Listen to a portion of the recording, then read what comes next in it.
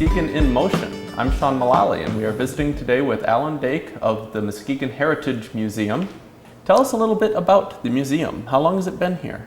Well, the Muskegon Heritage Museum was started by the Muskegon Heritage Association about 1983. Okay. The association had been around 10 years before that, but they got an opportunity to get the cordless valve steam engine from the Stuart Hartshorn Company, and they needed a place to put it. And the association had rehabbed a number of buildings. They were involved with the Hackley and the Hume Home, and they helped the city build the Fire Barn Museum and a number of other buildings close by. And they got this building for $1 that had a fire, and started to rehab it and put the steam engine in here. So that's kind of the way the museum started at that point. I can't think of a more appropriate place, a historic building right on Western Avenue like this. Right. What is the museum today focused on? What kind of exhibits? Well, it actually started out to be an industrial museum. The idea was that they would have a working print shop, so that the print shop would actually print things, and they'd have a small machine shop run by the steam engine. All that was their focus when they first started. Didn't really come to fruition. Really seemed that a lot of people brought things to the museum. Anything anybody brought got stored here. Didn't really rehab the building a whole lot. They did some in the front part of the building, but not the back. But they did have the steam engine, but didn't have a way to run it except for an occasional put a big 50 horsepower compressor in the parking lot in the back, and then get that hooked up to the steam engine and then run it that way. Not the most practical. Not the most practical, and very noisy, and didn't really work. Well, about 4 years ago, Adam Winters, a young man here in town that works at Orion machinist and he came down here and offered to help get they had a compressor, but it wasn't working, and they offered to help get that running. And I heard about it, that they'd had it running. It was in the paper, and I went, yeah, I'd like to see that. So I came down, visited with the board, and looked at the steam engine, and they wanted to know from my wife and Ann, what we could do to help them, to really make the museum more of a museum and all. So we did a 10-page plan, gave that to the board, and one thing led to another after a few months, and they named me the director, and we've been working with volunteers, a lot of great volunteers here in Muskegon that have helped be able to change this from what it was to where we are today. Well, one thing has led to another, all right. It's grown quite a bit. Tell me a little bit about how the museum is supported. It sounds like a lot of volunteer effort. A lot of volunteer effort. Yeah. Money too. Well, the money, before I got here, they didn't charge, so people just came in. The association had originally done bingo for quite a number of years, and so they had funds to do their rehabbing of buildings and all, and they had not put a whole lot into the museum itself. They wanted to, just didn't have the focus. There were more people interested in doing the homes, and that was good. I mean, it was good for the association.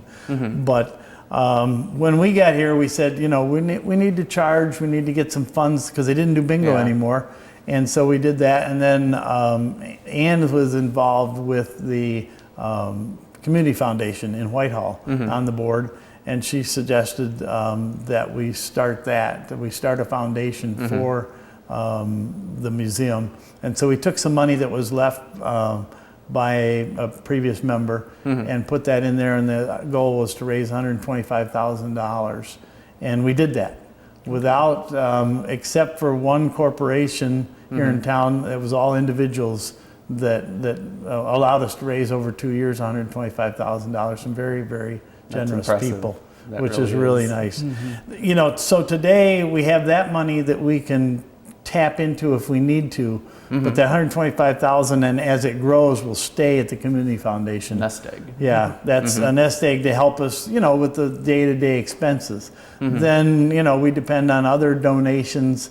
As an example, this morning I was talking to a friend, and I said we're going to have to put a new roof on, and it's going to cost us about $15,000. And he said, count on me for $500. Wow. So it's been people like that from around Muskegon that have just been willing to help. Tell me a little bit about how people can come see what you have here. You're located at 561 Western Avenue. Correct. there's a small admission fee. And what are your hours and days of operation? Well, our admission fee is $4 for adults, $2 for children, and we really suggest to people that they become a member of the association, which then, of course, a member of the museum, they get a newsletter 3 times a year that's always packed with information about Muskegon and Muskegon's industries and all. And we're open Fridays 11 to 4 and Saturdays 11 to 4. We'd like to be open more days. It's just a matter of more individuals that will volunteer and help us be open, more days during the week. And that's definitely a goal for next year. This year's we've got everybody signed up for all the days and people. And we need a lead volunteer because we have working machinery and a working bowling alley. We have to have somebody that will take that responsibility, and that's more than your average volunteer wants to do. It seems like it's a great place for a school field trip. Do you Awesome. handle those sort of groups? Absolutely, yep. We have field trips that come all through, from about February to May, to the end of May, and then in the fall we do field trips also, and we don't charge any Muskegon County schools. That's free, and we have about 10 or 15 volunteers that come specifically to do that. We do hand woodworking, so they get to use a hand drill and a saw and a plane. They get to make paper in the paper mill exhibit. Yep, they get to go to the print shop, which you'll see later, and actually print something with a letterpress printer, so they're hands-on. We really like the hands-on things. Yeah, that's very memorable for kids. Yeah, they get to take things with them. When they plane with the plane, they've got pieces of wood that they can take back when they saw something off. They can take that with them. And now you have a book, Muskegon's Industries, as well, that's available? Yes, myself and a couple of other people started out just trying to do information for our volunteers about all the companies that we represent in the museum or companies we might represent. And it got into be a 180-page book on the industries of Muskegon. Wow. Now, in 180 pages, you obviously could not get all the industries we've ever had in Muskegon. But it starts after the lumbering era and talks a little bit. We have 2 pages that talk about how we got from lumbering into industries and how a lot of our lumber barons put their money into Muskegon to make that happen and paid money out to as an example, Brunswick Corporation got $50,000 to come to Muskegon, employ at least 500 people for at least 7 years, and they got to keep it. Campbell and Cannon got property because they were willing to come here. So a lot of that stuff was done. So that's what the book's all about. A lot of the companies, there are 86 or 7 companies, I can't remember the exact number in the book, and a lot of pictures, so a lot of history. And somebody comes here, they see what you have to see, and they want to know more. It sounds like a great way to get some more information. It is, yeah. If you're interested in the industries of Muskegon and some of the history, it's a great way to get that information. I'm really interested in some of the stuff you have on exhibit here, and I'd like to take a look around if you'd be willing to Absolutely. to show. Be more than happy to do that. All right. Well, Allan, this is your newest exhibit that you've put up for Alcoa Howmet, and I got to say it's one of my favorites, not just because I work there, full disclosure, but also because they're to this day remain one of our largest employers in town, and they've showed a commitment to the area that I think really admirable. The display has some of their history, and maybe you could tell us a little bit about what you have here. Sure. Well, in this display case, for instance, there's a lot of black and white photos, and all the black and white photos in the exhibit show how a lot of the things were done early on in MISCO when they started in the 50s, and some detail then about some of the parts that were made then, and pictures of some of the officers of MISCO, and then of course it became Howmet Corporation. We have a video that is an excellent method of showing how they produce all of the various parts at Howmet Alcoa. And we have over here this is the original patent that Ted Operhall and Charlie Schwartz had to do the shell cast, the way they actually are able to make their parts. Model of a DSSC furnace. This is one of their proprietary ways that they vacuum produce a lot of their parts.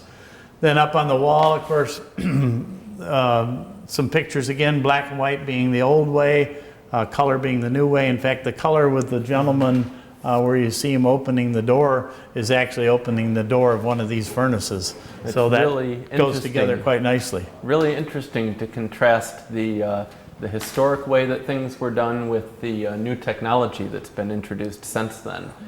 And it's really state-of-the-art compared with the history. It is when you think of the lady with the sifter sifting the sand and the silica over to make the shell cast, and then in the color picture that's quite blue there, well, a robot doing exactly the same thing.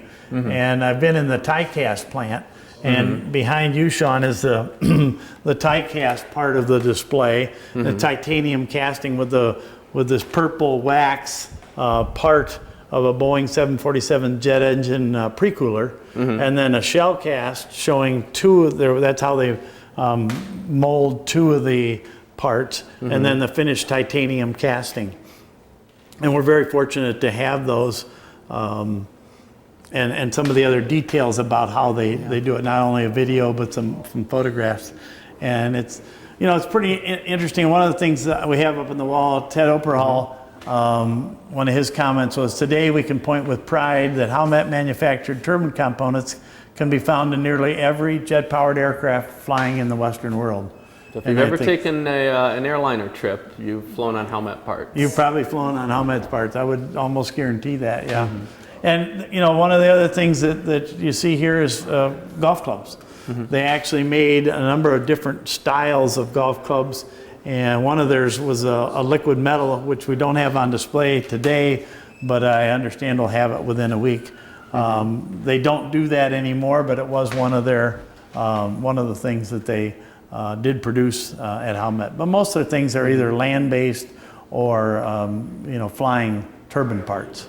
Fascinating. Yeah. Is this going to be a permanent exhibit, or is it a limited time opportunity for people to see? It's hard to say as we move forward. There are some exhibits that obviously can't be changed. Yeah. As you see later, the Brunswick exhibit with the bowling alley, that's not going to be changed. Right. This might move to the second floor at some point in time, but it's nice where it is, so it might stay here for quite a number of years. I wouldn't be surprised that it might stay here 3 or 4 years before it would move to another part of the museum. Never want to say anything's permanent. You just don't know how it'll move forward in the future. Well, you've got plenty else to see, so let's take a look. All right. Now, SAPI was one of the longest standing operations in Muskegon, very prominent in the lakeside neighborhood. Right. You've got a lot of information here and some materials on display. Could you tell us a little bit about that? Yeah, this particular display that you're looking at was part of the 100-year anniversary of the paper mill, and the middle part of that was the actual 40-foot long mural that was on the wall. And we had Kleinfelder's Gallery up in Whitehall reduce that, which was quite a task because the lighting was quite difficult. But we kept everything. So if you look around it, you can see all of the history. And we have a piece of the original first day paper made by Central Paper Company, and we have a piece of the last piece of paper that was made at SD Warren. What a time capsule. SAPI. Pardon me? What a time capsule. Yes, it is. It is quite a time capsule to see. And then we have a lot of other things on display, not only maps of the facility, but items that were used in the factory. A lot of chemistry goes into that industry. Right, and a paper tear. This machine down here is used to test paper so that they would make sure that it was strong enough. So there's a lot of various things there. And then on this wall we have how paper is made, and we use this when we're making paper with students. Not only do they get to make paper, but then they get to see how it's done. And we have a model here that was done by a high school student back in the 60s. Oh, wow. Her dad worked at SAPI, and this was a high school science project, actually. Beginning to end, you see the process from the logs all the way to rolls of paper. Exactly. The sign says the first Raggedy Ann dolls. Is that a Muskegon invention? Well, not an invention. The gentleman that wrote the books, Gruelle, worked with Volland and Company from Chicago, and they wanted to have something to help them market the books. And so they came to the Non-Breakable Toy Company here in Muskegon and asked them to make Raggedy Anns for them. And so that's where it started, is here in Muskegon. The first Raggedy Anns were made here till about 1926. Non-Breakable Toy Company, which became the Muskegon Toy and Garment Company, also made a doll called the Capo doll, and it was a non-breakable head doll, and we're looking for one of those. And in fact, we just had a doll magazine do an article about the Capo doll, so we'll see what happens, but we invite people to come in and see the first Raggedy Ann, because we have one made in about 1918. Now, when the kids come through, this is something they can do hands-on, this little printing press here, right? Exactly. This is a little Kelsey printing press, and it's nice because the big machines you can't let kids do, but even second graders will pull out a drawer down there, put a piece of wood on it, and they're able to put a piece of paper in there themselves and press down and print it and take it out, and then they get to take it home. So souvenir. That's kind of fun, a souvenir that they can take home, and they've actually printed something with a letterpress printer. So that's one of the fun things that we like to do. And one of the other things the kids like to do is even a second grader can grab a hold of this lever, and they're able to cut a phone book and then take that home with them. And that's kind of special when they've been able to cut a phone book. They really get excited about that. And another thing that had to happen in a print shop was cut paper of all kinds.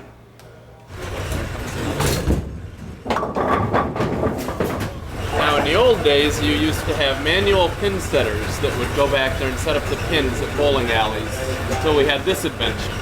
Yeah, they had, we get a lot of people in that, you know, even up to the mid-50s, were still setting pins by hand. There weren't any machinery.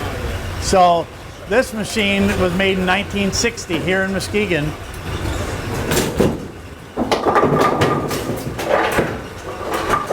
And it's exciting to be able to see, you know, how it works, get up close, see how the balls return, see how the pins actually go through the machine. We've all seen it from the far end of the alley, but to see the inner workings is neat. Yeah, it's quite interesting the way they're able to, the pins go one way and the ball goes the other way. Yeah. It's quite amazing. Brunswick Corporation sponsored this exhibit.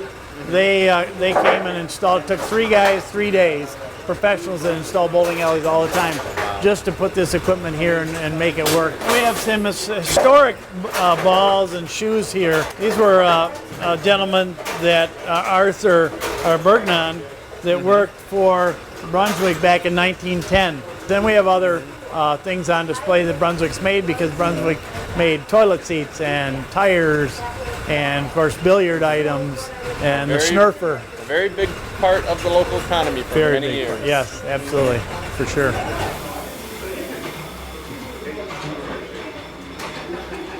Well, and this really looks like the centerpiece of the museum right here. It is. Tell me a little bit about what we're looking at. This is a coreless valve steam engine that was purchased by Stuart Hartshorn for the Stuart Hartshorn Roller Shade Company in 1890. They're not sure exactly where the machine was built. We think it came from the Chicago Exposition, and they used it at their factory to produce lighting. It's 90 horsepower, and we're running it at 10 RPM. Typically in the factory, this would run at 100 RPM. And Stuart Hartshorn building, if people aren't familiar, is where Fricano's Pizza is now. Oh, okay. Is that building. So part of it is still there, which is nice, being a historic building. It looks to be in very good shape. It is. Imagine that's a lot of restoration work went into this exhibit. A lot of restoration. I'm sure back in the 1982 when they brought it here, they didn't have to do a lot to the engine. It really was in good shape. It had been well oiled and taken care of. But, you know, they had to pour 30 yards of concrete to give it a good stable platform. And you think this was made in 1890, and here it is 2013, and it's still working very smoothly. And the amazing thing, that runs on 2.5 pounds of pressure. That's incredible. Yes, it really is. A lot of cubic feet per minute of air, but it's the pressure that is small. And it's well oiled. We take really good care of it. Adam Winters, one of our volunteers that I mentioned earlier, definitely is the one that keeps it going, makes sure it's working properly. Same with all our machines in the machine shop. He's always working on those. Through an elaborate series of belts, it's moving all of these other pieces of equipment. Correct. This is what they call a line shaft. So you have a major belt, 50 feet long, 18 inches wide, that runs the two line shafts that are up in the ceiling. Those line shafts came from the C.W. Marsh Company here in Muskegon. They donated those to the museum. And those line shafts through the leather belts are then running all the various pieces of equipment, whether it be the punch press right here that made the end pieces for the window shades at the roller shade factory. Or here I'm gonna reach and shut that out. This is our 1890 Flather lathe, and we have our on-off switch, which is a little different than using an electric motor. You're just sliding a piece to engage the pulley so that the pulley will then drive the lathe. And we cut metal with it. So we can do anything that any machine shop can, just a lot slower because we're doing it at a slow RPM.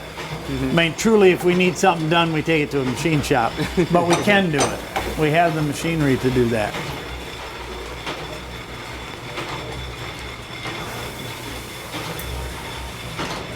Now, I don't know if this looks vintage or futuristic, maybe a little bit of both. Tell us about this bike.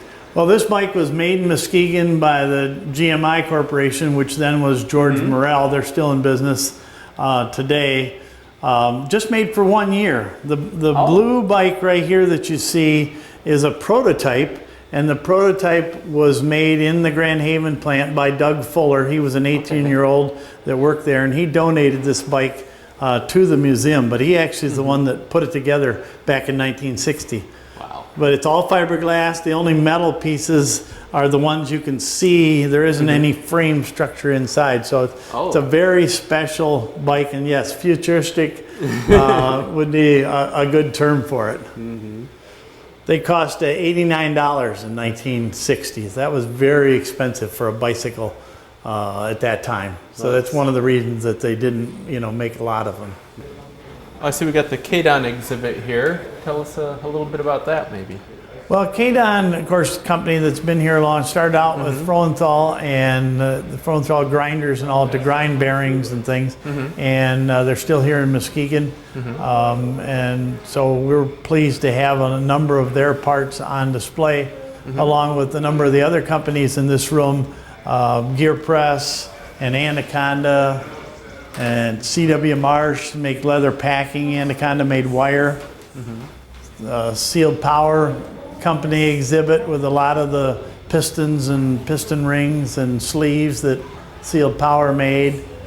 Gear Press anybody from Muskegon, if they didn't work at Sealed Power, they knew somebody that did. Absolutely. Sealed Power, all of these companies are certainly companies that most of them not here, but Kadon's still here, C.W. Marsh is still here. Most people don't know there were automobiles made in Muskegon.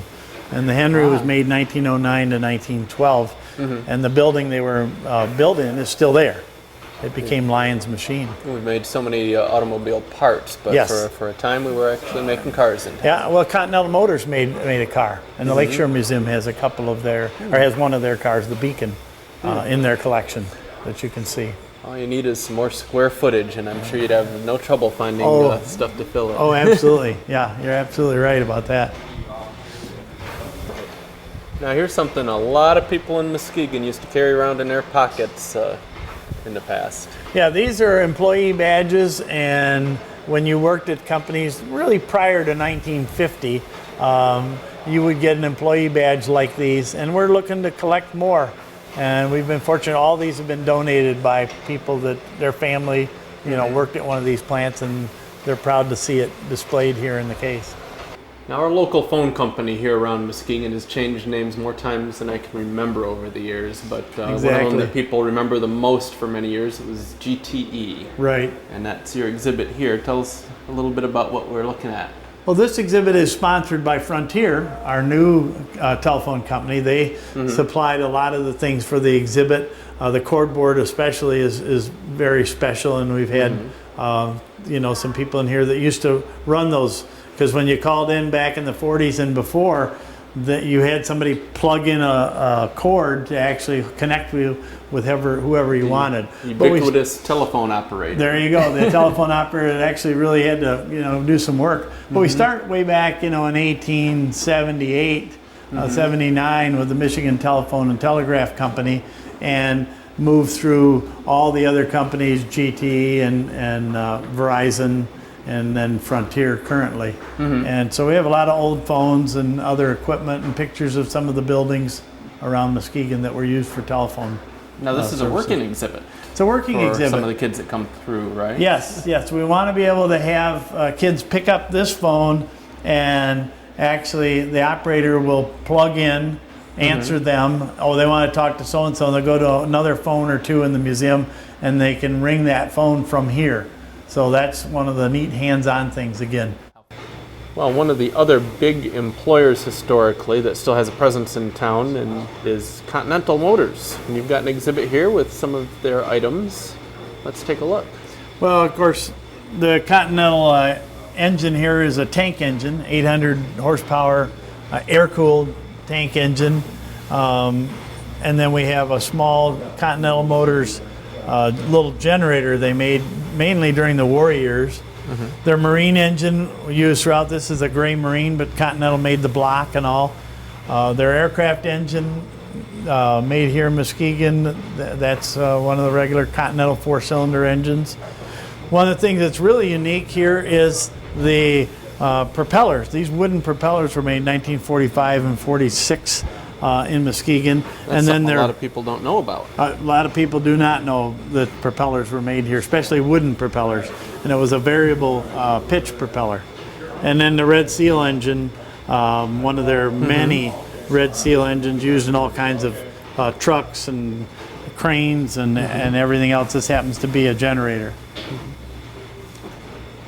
Well, Allan, I think we are about all out of time. There's plenty more to see, and I would encourage anybody to come down and spend as much time seeing the rest of this as possible. Well, thank you for coming. We really appreciate your time, and look forward to you coming back and people stopping by any Friday or Saturday, 11 to 4. All right, I'm Sean Mullally, and I've been speaking with Allan Dake of the Muskegon Heritage Museum, and this has been Muskegon in Motion.